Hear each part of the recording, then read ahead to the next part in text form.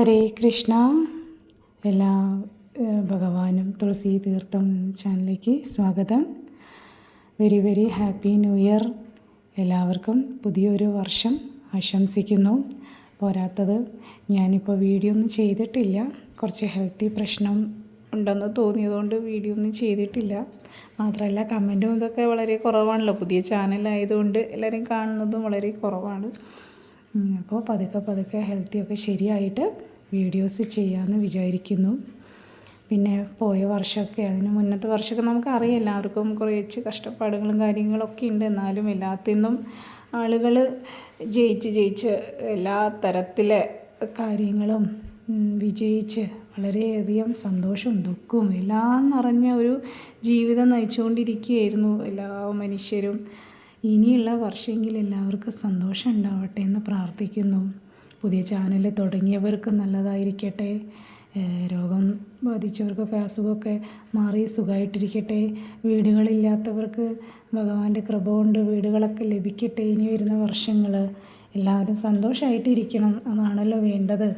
മനുഷ്യന്മാർ സന്തോഷമായിട്ടിരിക്കുമ്പോഴല്ലേ ഈശ്വരൻ്റെ ആ ഒരു അനുഗ്രഹം നന്നായി നമുക്കൊക്കെ ലഭിക്കുകയുള്ളൂ. ഭഗവാന്റെ അനുഗ്രഹം എല്ലാവർക്കും ഉണ്ടാവട്ടെ എന്ന് പ്രാർത്ഥിക്കുന്നു.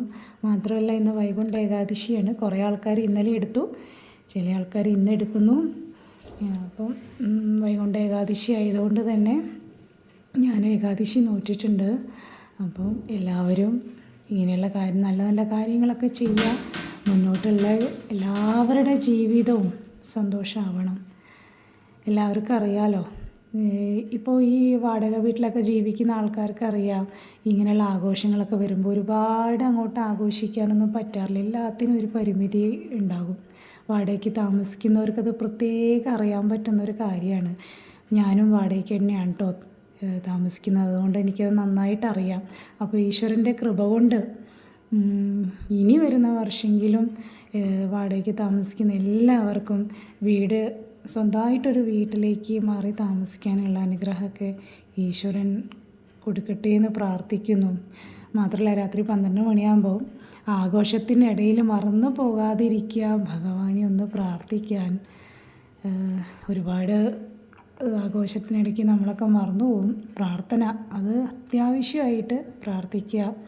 എല്ലാം നല്ലതായി തീരട്ടെ ഭഗവാനെ എന്ന് എല്ലാവരും പ്രാർത്ഥിക്കുക കേട്ടോ.